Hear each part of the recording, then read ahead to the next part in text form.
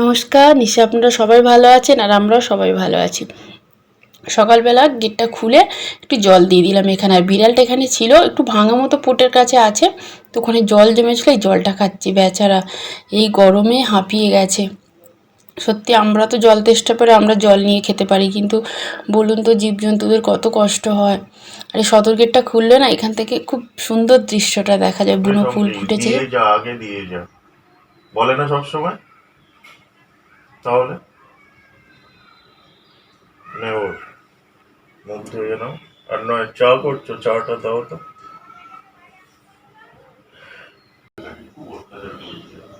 কেন, কি করতে কি?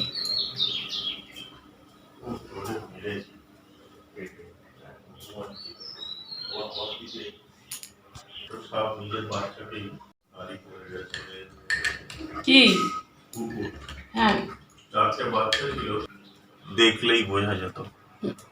না চা ধরো। বসে আছে, বেডটি দুজনে আজকে বেডটি খেয়ে উঠবে।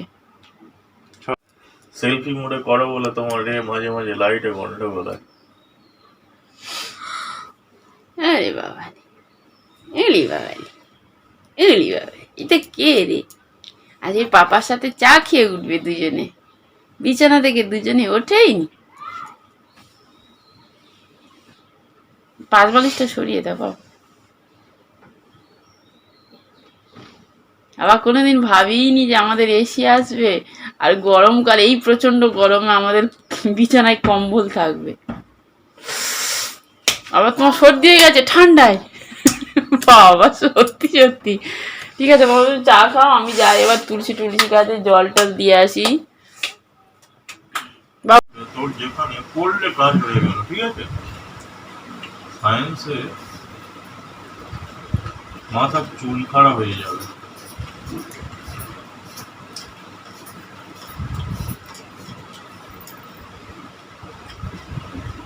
মাসে প্রচুর পড়তে হবে, প্রচুর। যত হাই স্টাডি হবে তত আরো বেশি পড়তে হবে। আচ্ছা তো করু, কিন্তু সায়েন্সে গেলে তোর ব্রেন খাটিয়ে খাটিয়ে তোর চুল পেকে যাবে।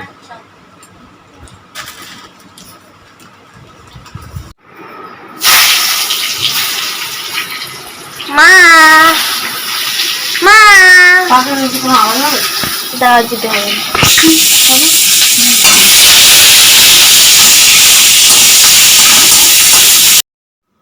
আর দুপুরে এই যে রান্নাবান্না হয়ে গেছে, খেতে বসেছি। ঢেঁড়স আলু দিয়ে তরকারি করেছি আর সবিনের তরকারি।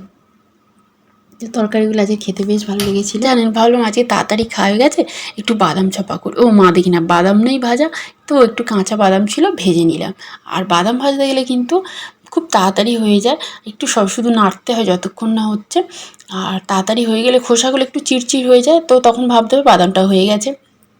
আর খোসা ছাড়ানোর একটা ভালো উপায় হলো, বাদামটা একদম ঠান্ডা হয়ে যাবে, তারপরে খোসা একটু রগড়ালে না একদম খোসাগুলো পরিষ্কার হয়ে যাবে, বাদামটা সুন্দর করে পরিষ্কারভাবে তুলে নিতে পারবেন। যারা ঝাড়তে পারে ঝেড়ে নিতে পারেন, কিংবা হাত দিয়ে বেছে বেছে নিতে পারেন। তো আমার বাদামটা খুব সুন্দরভাবে বেছে নিয়েছিলাম। হাজব্যান্ড তো বাদাম খেতে ভীষণ ভালোবাসে, তাও এক মুঠো তুলেও নিয়ে খেলেন।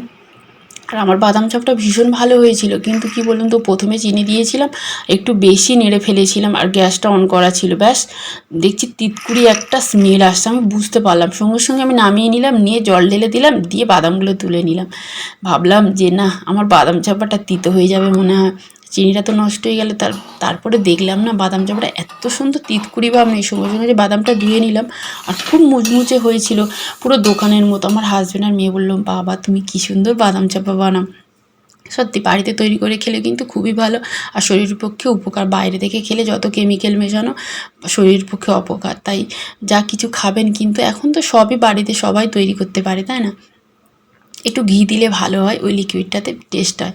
তো থালার পিছনে আমি একটু ওই রিফাইন তেল বা ঘি দিয়ে একটু হাত দিয়ে করে নিয়েছিলাম, যাতে তাড়াতাড়ি বাদাম চাপাটা উঠে যায়। আমি তো ধৈর্য ধরতে পারছিলাম না, কখন কাটবো।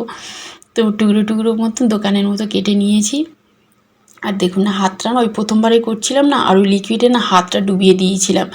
আর পুরো প্লাস্টিক যেমন না পুরো চট হয়ে পুরো উঠে যায় না, ওই কোনো কিছু লাগলে লেগে যায়, সেই রকম হাতে হয়ে গেছিলো। তারপরে একটু পেস্ট লাগিয়ে দিলাম, খুব জ্বালা জ্বালা করছিল। তো দারুণ জিনিস একটা তৈরি করলাম। এগুলো আমার মার কাছ থেকে শেখা, আমার মা এইসব করে করে খাওয়াতেন। সত্যি আজকে দুপুরটা খুব ভালো গেল, আজ সারাদিনটা খুব ভালো গেল। একটা ভালো জিনিসও তৈরি করে হাজবেন্ড আর মেয়েকে খাওয়ালাম, তো খুব খুশি। আমার মেয়ে তো খুব খুশি, মা তুমি এত সুন্দর জিনিস তৈরি করেছো বা তুমি পারো, মানে ও এত খুশি। সত্যি মধ্যবিত্ত পরিবারে এটাই কিছু না, বাড়িতে তৈরি হলে বাচ্চারা বলুন বড়রা খুব খুশি হয়। তো আমরা আজকে খুব খুশি, আর আমি তো ভীষণ খুশি আমি এরকম একটা জিনিস তৈরি করেছি, আর আমার মেয়ে তো এরকম একটা ভালো খাবার পেয়েছে। ও তো শুধু বলছে মা তুমি কী সুন্দর, ও কিন্তু বেশি খায়নি, ও বেশি খায় না, হাজব্যান্ডও খায়নি, বলে এত ভালো জিনিস তৈরিছে একটু রয়ে বসে খাবো আমরা। আমি বললাম হ্যাঁ রেখে দাও। তো ঠিক আছে আজকে এখানেই রাখছি। একটু নরম আছে, আমি জোর করে তুলে নিয়েছি, লোভ সামলাতে পারছি না। ভালো লেগেছে গো। এটা কি দিয়ে তৈরি? এটা শুধু চিনি আর বাদাম দিয়ে, বাদাম চাপা। ও দোকানের মতো হয়েছে কি আদৌ? কি কষ্ট হলো।